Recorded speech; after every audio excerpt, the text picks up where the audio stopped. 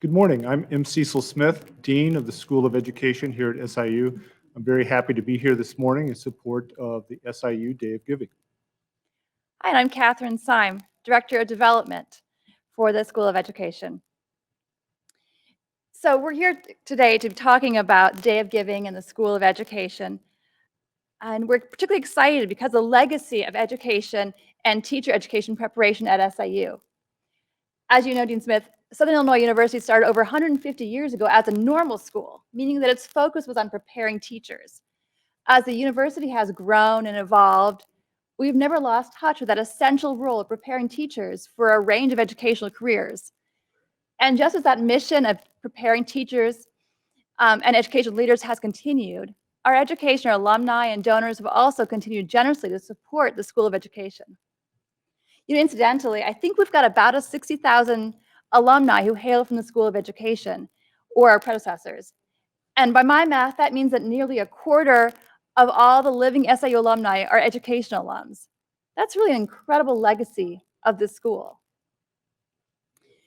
So Dean Smith, that was a really very short history of the School of Education. But what can you tell me now about the School of Education, what it looks like and what we're doing? Well, Catherine, as you know, last year we transitioned from the College of Education and Human Services to the School of Education. We now have a more singular focus on the educational field. Our motto for the SIU School of Education is teach, motivate, educate. And that's what we're doing in each of our programs within the school. While all of our programs are outstanding, our crown jewel is the teacher education program. Faculty and staff in the teacher education program were very happy this year to receive an award from our accrediting body for continuous quality improvement. We're one of only 9 programs in the country to receive this recognition of quality. We're also extremely proud of our teacher candidates' accomplishments throughout this very difficult year. I know that our workforce education program often gets highlighted because of how many workforce education programs are offered off campus, on military bases and other locations. But I understand that workforce education will be seeing a change soon. Yes, that's right. We've recognized that in the aftermath of the pandemic that there are and there will continue to be dramatic shifts in workforce needs and opportunities. So we're rebranding workforce education as organizational learning, innovation, and development. And I guess that's the first public announcement of that change that's coming soon. And so this more contemporary sounding name, we think better reflects the expertise of our faculty, as well as our goals for preparing our students as human resource specialists, as career educators, and as training experts. We're implementing new coursework in areas such as learning systems design and technology, and also entrepreneurship and education within our curriculum. So we're very excited about those changes to that program. Well, Dean Smith, one thing that we hear a lot about in the news, particularly lately, is a teacher shortage in the state of Illinois and even nationally. I'm wondering, does the School of Education at SIU do anything to address this issue? Yeah, the teacher shortage in Illinois is particularly critical, and so there are some things that we are doing. We're really working in a couple of domains that are related to one another to address the teacher shortage. First, of course, is in regards to our academic programs. For example, we have cohorts of students in the Illinois Grow Your Own program that prepares teachers in special education and early childhood education. Students in the GYO program have their tuition covered in the form of a forgivable loan, which is repaid once a graduate has taught for 5 years in a high-needs school or taught in a high-needs subject area, such as mathematics or science. Second, we are beginning to engage in important policy work that also has to happen to create the conditions, resources, and incentives that will, over time, help to alleviate the teacher shortage, not only in Illinois, but throughout the country. Mm-hmm. And of course, there's the great work that happens in our education administration, higher education program that prepares our graduates to be educational leaders, administrators, and policymakers, with that impact to make an impact in a number of different settings. I've had the opportunity to meet with superintendents and principals working in our schools throughout the region, and they're a fantastic group. I've met them both in our courses here in the School of Education, and just yesterday I was in a meeting of regional superintendents. They're doing phenomenal work. You know, at the end of the day, when I'm going home, I think, you know, this was a tough day, but thank God I'm not a school superintendent. It has to be the toughest job in the world right now. And I'm very proud that our educational administration program is doing great work preparing these superintendents for the important work that they're performing. And as you said, one of the biggest challenges educational leaders at all levels faced this past year was the global pandemic.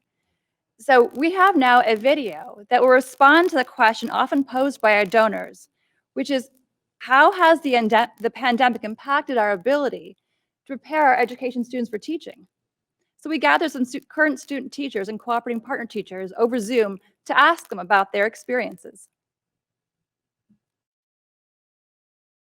Hello, my name is Dr. Nancy Munshank. I'm the Director of Teacher Education here at SIU, and I'm happy to have with me one of our current student teachers, Sandra, to talk a little bit about student teaching in this current environment. Sandra, do you want to introduce yourself? Hi, I'm Sandra Eversol. I am from Southern Illinois. I've been here my whole life. I am currently student teaching at DuQuoin High School, and it has been an absolute pleasure. One of the biggest surprises that I had was when we first got the message last year in March that we wouldn't be returning to our placements for the rest of the semester. I was worried that that meant everything would become remote. So the biggest surprise to me was to be able to be back in the classroom, working with my students, working with a coordinating teacher who is a master at what he does, and having the support from my SIU CS has been amazing. And it's honestly a huge surprise to what could have been. Sandra, I really appreciate you taking the time to share with us a little of your perspective about student teaching during a global pandemic. Sounds like it's a success. It has been. It's been amazing.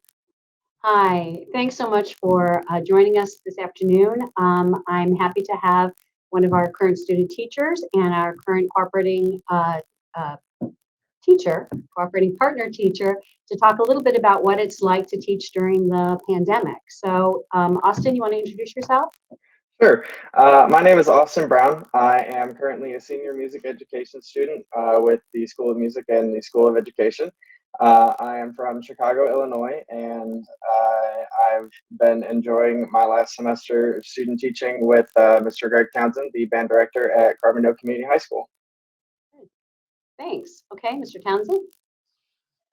As Austin said, I'm Greg Townsend. I direct instrumental music at Carbondale High School, and I am a 20-year plus veteran teacher. Great, great. So we have some good expertise here about what it's like to teach in a pandemic. So let's start with probably the overarching question, and that is, how has online teaching and a pivot to remote learning changed your teaching? Yeah, that's been one of the biggest things that we've been dealing with so far this semester and this year, is just because of the nature of a band program. Usually we rehearse 5 or 6 songs for every day of the week for 6 or 8 weeks while we prepare for performances or tours or festivals. And now we can't do any of that. So what we've been doing is, for example, with our jazz band, we meet with, most of the students are online. Carbondale is doing a hybrid program, so the students do have the option to come into the building.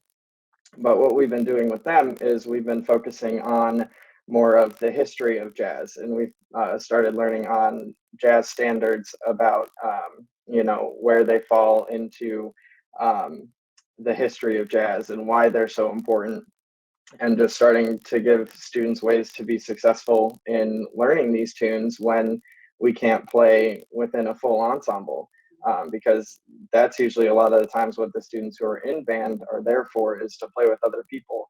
So how are we able to kind of emulate that when we can't do that in the first place? Okay. Greg, technology is such a keystone of all of this online and remote learning. Can you talk a little bit about how you have worked with Austin in implementing and learning about technology? Well, it's definitely been more of a partnership than me leading the way in this case. Um, Austin came in not only knowing the music side of things, but also he was aware of programs and technology and websites that I wasn't even aware existed. He had used, he was familiar with, he was comfortable with, and in many cases, he showed me how to use it first. And so it's been great having someone like that come into the classroom because while I'm aware of some of the technology that's out there, I'm not necessarily aware of the newest. And SIU did a great job of preparing him with that so that he could walk in um, and do it if he had to do it by himself, which is ultimately what you want from a teacher because he's not going to be a student teacher much longer. Yeah, absolutely. Thanks. Dean Smith, what themes did you hear in that discussion about teaching in a pandemic that reflects our goals with the teacher education program here at SIU? Well, Catherine, one goal that was, or I'm sorry, one theme that was very clear to me is the resiliency that our teacher candidates have displayed in response to learning how to teach in both remote environments and face-to-face with their students.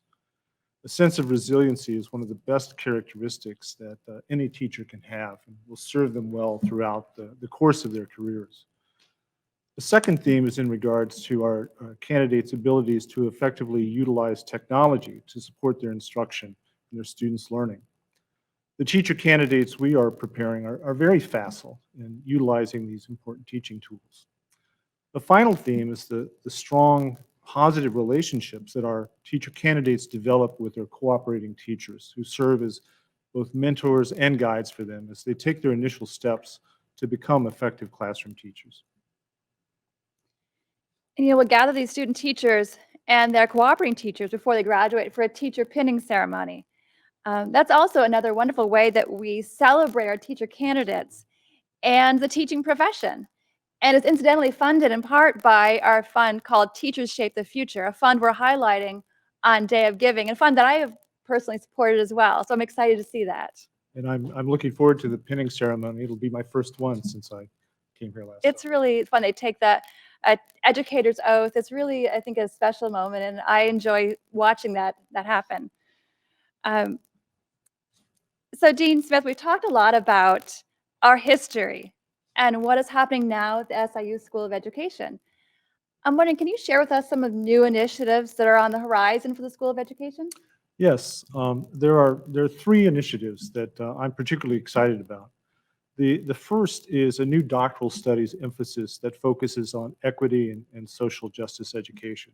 So when I came here last summer, gathered the leadership team, I talked to the faculty, and I said, we're going to do this. This is important. It's critical. This is essential work. I don't know how we're going to pay for it yet.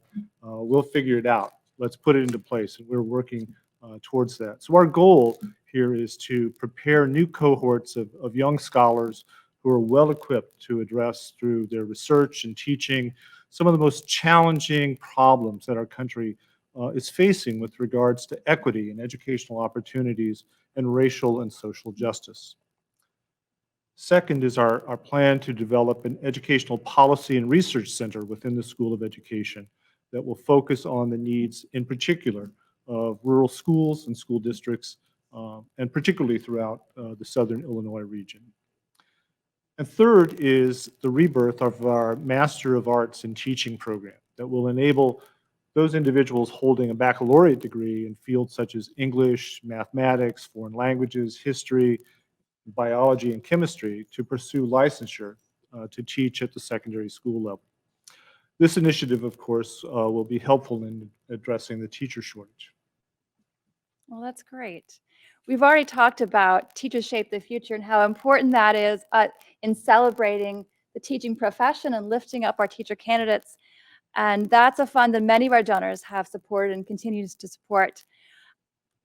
You talked about the doctoral initiative on educational equity and social justice.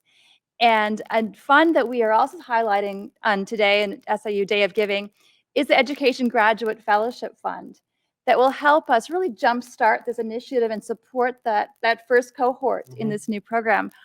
You don't know this, I'm excited to tell you that We just had a commitment for $1,000 for this new cohort. Oh, that's And fantastic. I know there will be more funds to follow, but that's one of our first big gifts towards that new fund. That's So terrific. I'm excited to see that take shape this next year. There's also the Education Excellence Fund, which we use at the SIU School of Education to really support a number of new initiatives and to support our students. Certainly during this past year, during the pandemic year, we know there were a lot of needs that students had that were not anticipated, or needs that faculty had to respond to those students. And so a fund like the Education Excellence Fund really helped the School of Education respond nimbly, flexibly, when help was needed most. Absolutely. And that's one of the most gratifying things that a dean does, certainly that I've done, to be able to award a scholarship to a student in need or to provide support to a faculty member, to support research, travel, curriculum development, those kinds of things. So we really appreciate the gifts that our donors, our alumni, our friends contribute to the School of Education. It's so important to help us to fulfill our mission. It really is. In fact, we just learned yesterday about a new scholarship, endowed scholarship, to support students in the teacher education program. It's so wonderful that our donors can help us support students so that when they start off in their careers, they are perhaps less burdened by student loans and can focus on working with their students and really focusing on their educational career. So we've talked a lot about the impact on the School of Education from philanthropy. I wonder if you can just share more about the Education Graduate Fellowship Fund and how you think the Educational Equity and Social Justice program will roll out. Well, the Education Graduate Fellowship is going to be particularly important. We are referring to the students that we are recruiting into the Educational Equity and Social Justice program as fellows. So we want to support them on a fellowship. We intend to fully fund them for 3 years and then help them to write grants for funding to support their dissertation research in their final year. So in order to characterize them as fellows, we need to have a fellowship fund to support them. And so that's how we intend to use the Graduate Fellowship Fund. Graduate education is not inexpensive. And so to be able to fully fund these students for 3 years, we are going to have to really tap into those funds from the fellowship. So we look forward to receiving contributions from our alumni friends and other donors. Great, thank you. So Dean Smith, you're one of our newer deans at Southern Illinois University. What brought you to SIU and to the School of Education? Well, Catherine, as you know, I spent 25 years as a faculty member at another public university in Illinois. And through my work there, I got to know and work with a number of SIUC alumni and School of Education faculty. So I knew about the positive reputation of the institution and its impact throughout the state of Illinois. And so I was very excited to come here to SIU and to have the opportunity to lead this outstanding School of Education. So during your first, not quite year now as dean, what have you learned about the alumni and donors to support the SIU School of Education? Well, as you know, I haven't been able to travel to visit our alumni yet, but I've had some really great conversations with several alumni, and it's clear that our alumni donors are incredibly supportive. They're really proud of the education legacy here at SIU. They care about teaching and the teaching profession, and they want to support our students who are preparing for education careers. I'm really excited to start getting out and meeting more of our alumni so I can thank them in person. I so look forward to doing that soon, thanking them for their generous support. Well, and I know I'm excited to get out and start seeing more of our donors as well. So sometime in the future, would love to introduce you to many of our really generous and exciting supportive donors. So thank you so much for speaking with us today. Thank you to all of our alumni and our donors who are working with the School of Education to help us move forward together on this SIU Day of Giving.